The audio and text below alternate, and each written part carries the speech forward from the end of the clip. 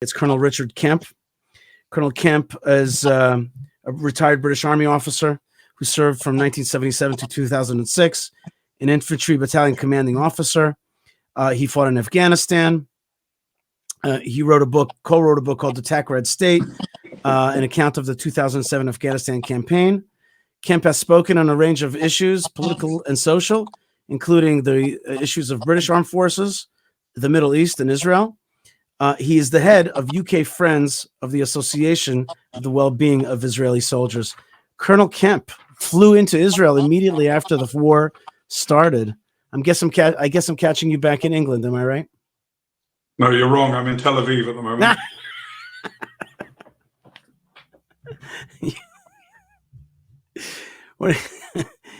Well, it's almost October 7th. I guess it's fitting that you'd be back here again. I'm not surprised that you're back here. I've been here for most of the last year. I arrived on the 9th of October, and I've only been out of the country for about a total of about 7 or 8 weeks since that time. Otherwise, I've been here. Wow. Why is that?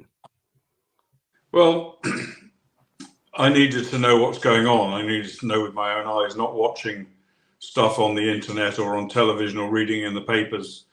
I have to see it myself, and I've spent a great deal of time in the last year with the IDF, talking to generals, talking to politicians, other members of other Israelis. I've been up on the border with Lebanon many times. I've been into Gaza several times with the IDF.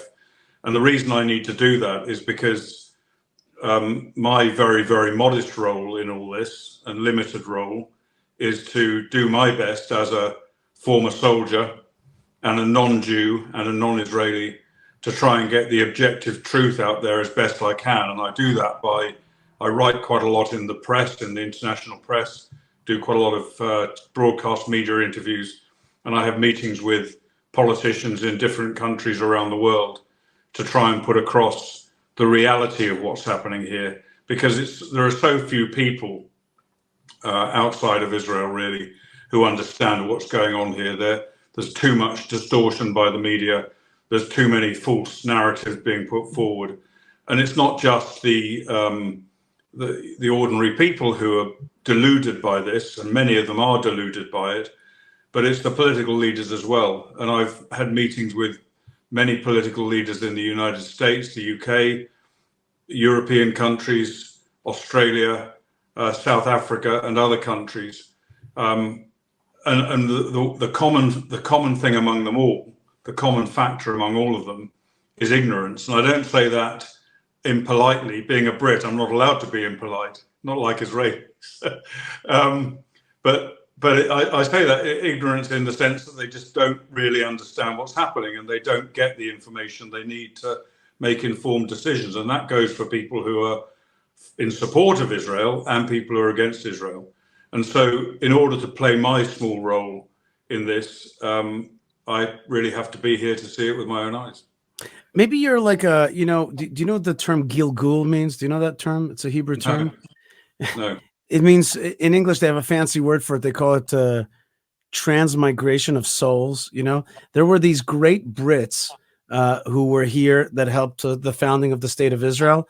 And I just want you to know that only last week did I go visit the Anzac Memorial down in Beersheba.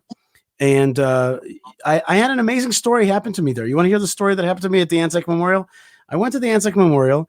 I stood at this balcony looking at it because they constructed a beautiful balcony, and I saw a woman walking into the cemetery there. It seemed to be like nobody visits that cemetery, especially now that there's no foreign tourists.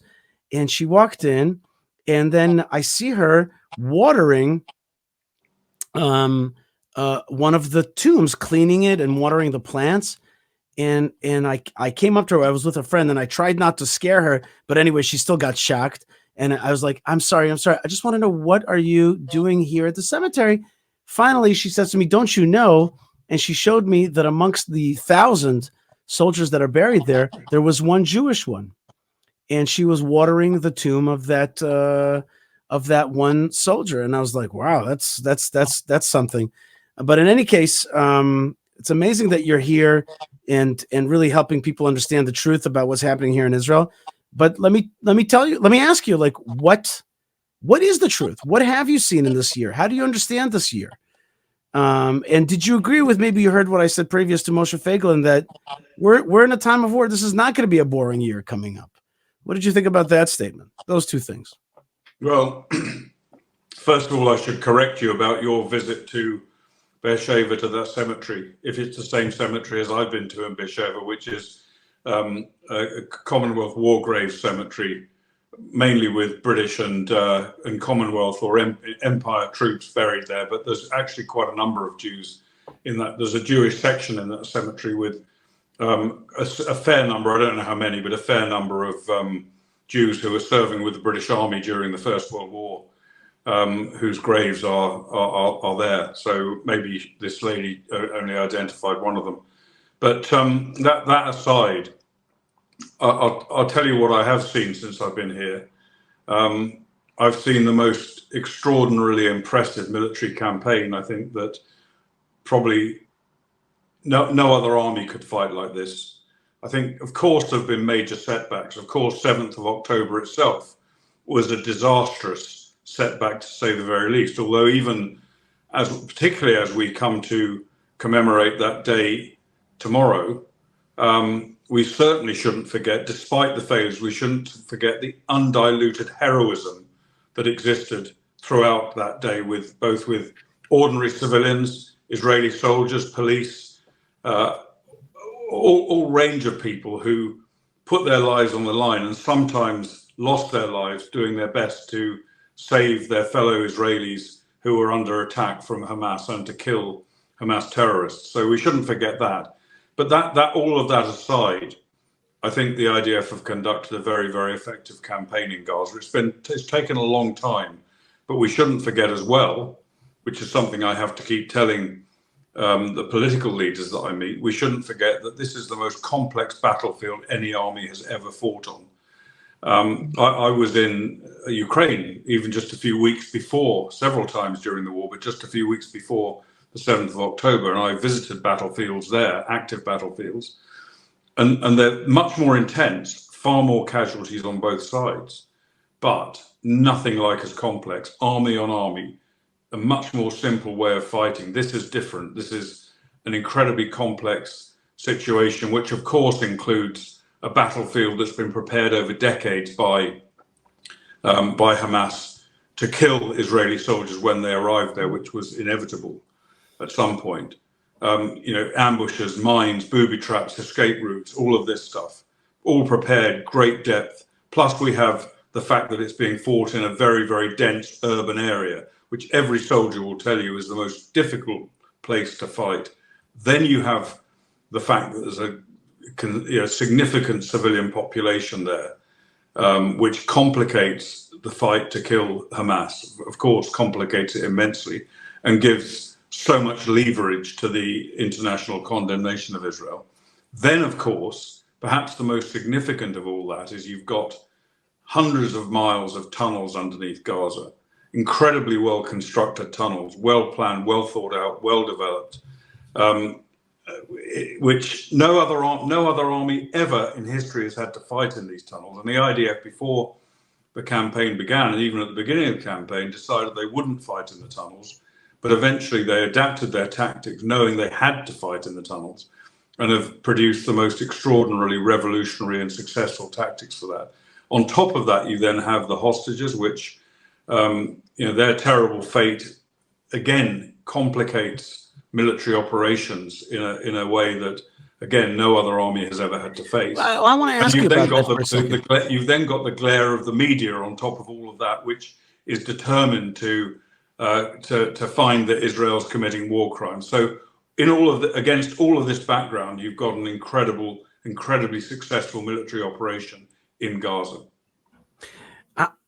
I have been saying, kind of to surprise of people, that I don't agree with the policy of the hostages being a great concern, a military concern of this war.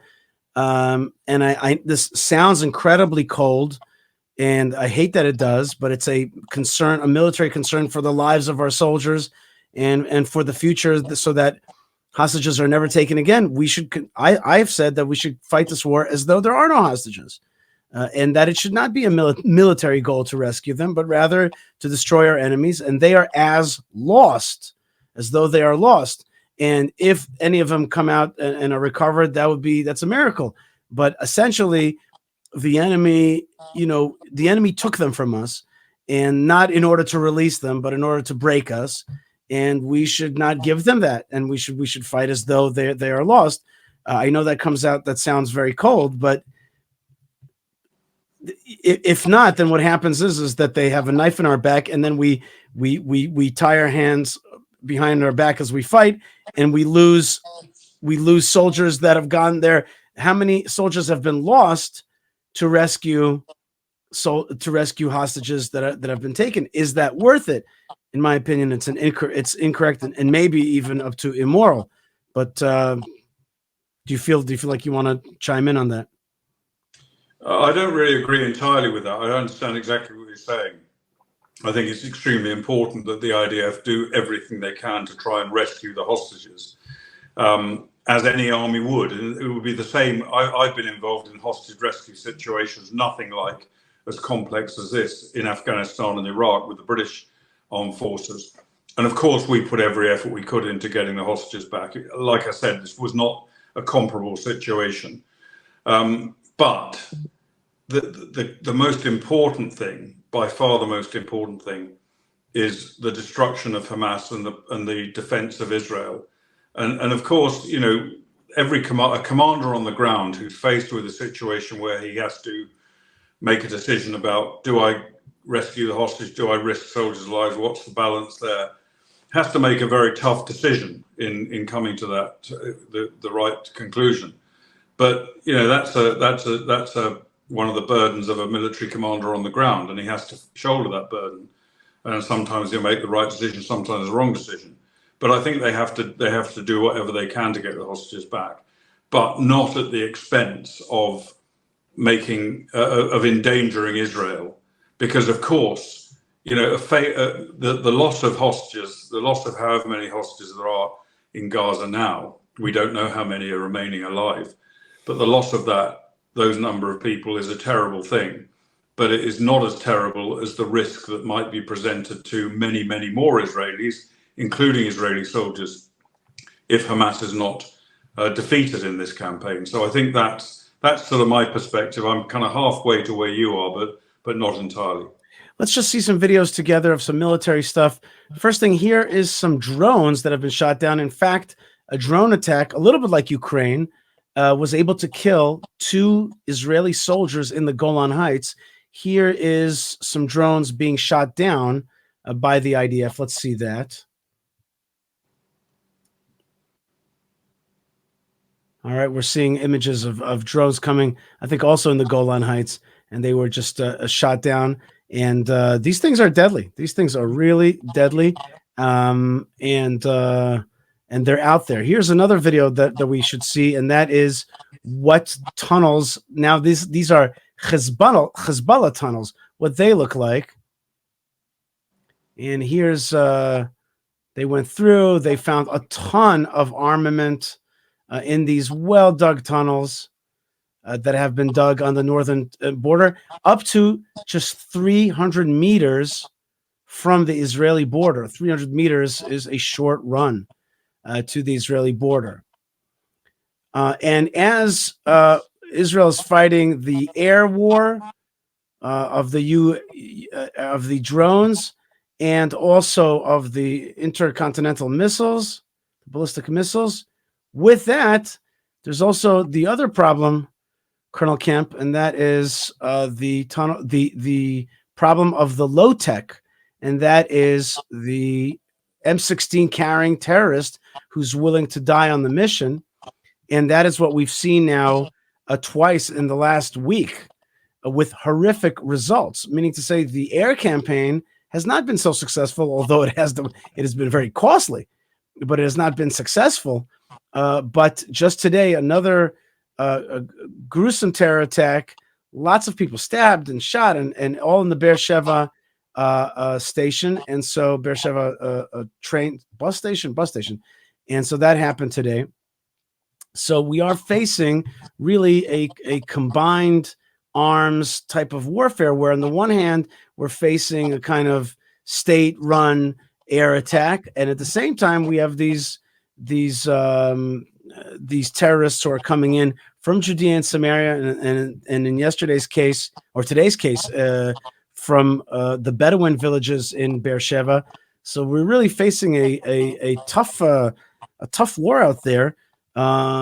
Here I am in Gush Etzion. 20 minutes south of me is Hebron. Hebron is a well-known Hamas fortified, a city of Hamas supporters with tons and tons of arms in their hands, light arms, nothing too fancy, just M16s, but they do the job. So this war has got a long ways to go. Do you have a sense of this a year into it? Do you have a sense of, and maybe from your perspective, from a long war perspective, you fought long wars. Do you think we're in for a long war? How do you see it?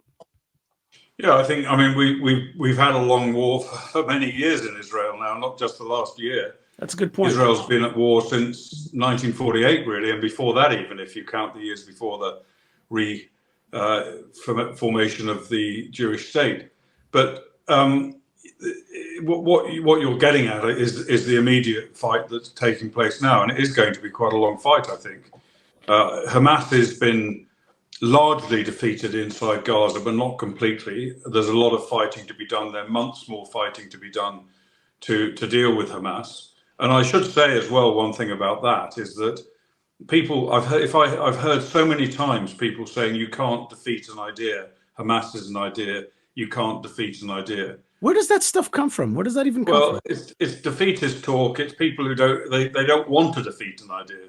But you can, and it doesn't matter if you defeat the idea or not. As long as the idea is not armed with grenades and tunnels and rockets and missiles and M16s, then it doesn't matter whether it's there or not. We defeated the Allied forces defeated an idea in Nazi Germany. We defeated an idea in Japan through military force, and Hamas and Hezbollah can be dealt with in the same way. So I don't think there's no question in my mind. I mean, every war has got an idea behind it. The other side always has an idea. What does that mean? That there's no victory ever? It's silly. I don't even know where that comes from. I don't understand what they mean by that. Unfortunately, the Western mentality now, throughout large parts of the West, not everyone, but many of their leaders today, don't believe in victory. They believe in appeasement and negotiation, and that's one of the reasons why there's so much pressure on Israel to have a ceasefire before you've achieved victory and to stop fighting. And as far as Hezbollah is concerned, in Lebanon, they've been decapitated. They've had more damage done to them in the last couple of weeks than anyone, I think, ever thought possible. That phenomenal attack using the pagers and the radios loaded with explosives, quite an extraordinary operation, which just shows the ingenuity and the power of Israel. Now is the time to finish them off. And I don't necessarily mean destroy every single one of them any more than you can necessarily destroy every single member of Hamas, but defeat their capability of threatening Israel now or for the foreseeable future. And I think now is the time to do that. You said the air campaign in Lebanon had been a failure. It hasn't been a failure. It's been remarkably successable. But no. I'm sorry. What I was saying was the Iranian air campaign against Israel has been a failure. Oh, right. Well, I'm wholeheartedly in agreement with you on that. But I think on the subject of Lebanon, the IDF have been hitting Hezbollah targets in Lebanon since they started attacking Israel on the 8th of October, regularly and frequently, and they've been doing them a lot of damage. But you cannot destroy an enemy force that's on the ground, particularly with tunnels and other infrastructure. You can't destroy that exclusively from the air. You've got to send in ground troops. And that is bad. Of course it's bad because it puts our soldiers at great risk, as we've seen with these terrible deaths in the last few days. But unfortunately, that's war. That's what war's like. And the footage you showed of the tunnels underneath Lebanon shows you the intention of Hezbollah. They had in mind to do an attack much larger scale than Hamas attempted or did on the 7th of October. and that has to be eradicated and defeated. And I think the IDF has the capability to do that, and they've gained enormous experience fighting inside Gaza. And the 98th Division, for example, which is in Lebanon. That's my division. Your division. That happens. So why are you sitting in Gush Etzion? Why aren't you in Gaza, in Lebanon? The answer to my dismay is that about 4 years ago, I said to them, I'm already 44 and I'm done, and you don't need me. You got all these young guys, and plus, are we gonna fight this kind of war anymore? You know what? I really misjudged it, and it actually is not easy. It's painful, and they don't take you back in that easily because you missed your training. But I was actually in one of the most frontal troops in the 98th Division, in the recon unit of the paratroopers of the 98th Division. And so, yeah, it's a little, to be honest with you, I hear that number 98, it sends a ping through me. So like you, I'm making war through this medium and others to be part of this war and to fight for Israel in any way that I can find. So you got me there. You're doing a great job, if I may say so, Shai. Thank you very much, Colonel Kemp. One more question. Yeah. One more question. One last one, and then I have to give it over to another general, but a friend of yours as well. I'm not a general. I was a colonel. A colonel. Yeah. Okay. Another military man. Just last question. Have you seen this American right wing messaging now, the ultra right wing in America that says that Churchill was the bad guy and that Hitler was an kind of unwitting guy, and they're turning these are people that Tucker Carlson interviewed, and it's they want to turn these attitudes mainstream, that the good guys are bad guys and the bad guys are good guys. They want to turn the world topsy-turvy. Have you seen this stuff? I have, and I'm fairly active on social media, particularly on X and Instagram. And there are two things on X, not so much Instagram, but on X, I can message about two things. One is Israel. If I say anything that's not bad about Israel, I get massive abuse on X, which I'm more than happy with. They can bring as much abuse as they wish. I know I'm annoying the right people. And the second thing that you can message about, which brings massive abuse, is anything good about Winston Churchill. And he's worse than Hitler. He's a racist. He's a imperialist. He's a fascist. He's the worst. And that is the narrative among so many people on social media anyway, even if not everywhere else. And there is more concerning to me, I have to say, than the intersection between the right wing and these pro-terrorist groups is the intersection between the left and the pro-terrorist people on social media and elsewhere in the universities, on the streets. We saw massive demonstrations just yesterday in London, including people who were basically calling for the genocide of the Jews. And this is a very troubling phenomenon. But one thing I would say, I think your viewers need to be aware of this, and that what they hear all the time is from the US to a large extent, from European countries, including the UK. They hear the outrage against Israel, the condemnation of Israel for war crimes. They see the disgusting cases in the International Criminal Court, the obscenities in the International Court of Justice. They see all this stuff. What they don't necessarily realize is, in my opinion, and I don't have scientific evidence for this apart from some polling, but in my opinion, the vast majority of people in the United States and in the United Kingdom are right behind Israel. It's the noisy minority we hear a lot about, but the ordinary decent people in the streets, those people who've ever heard of Israel, and I wouldn't say it's number one on the list of preoccupations, but the ordinary decent people are right with Israel, and they're very much against this anti-Israel clamor, which pollutes so much of our media. And while I'm talking about the media, is the final word for the BBC.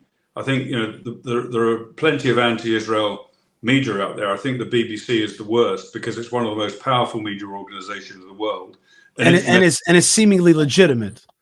People think it's legitimate, but it isn't. It's paid for by me and my fellow UK taxpayers. but it's so distorted.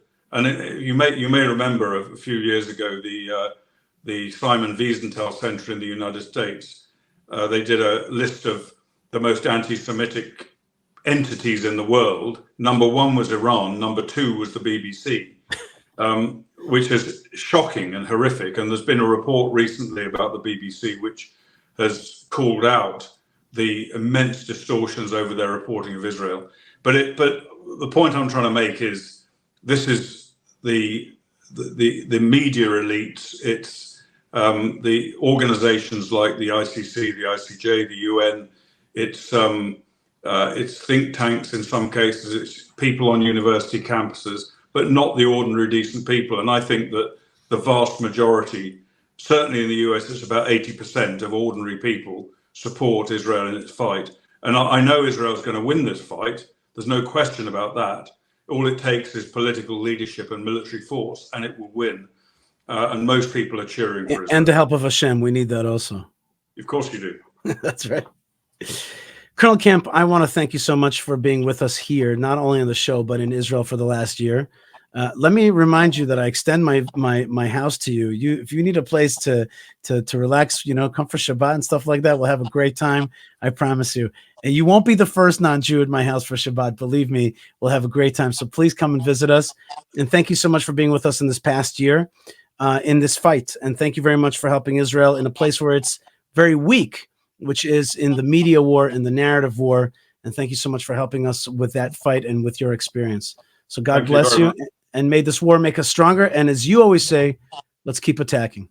Thank you. And I'd just like to remind you as well that you're the one that gave me my Hebrew name of Avner when I visited you a couple of years ago.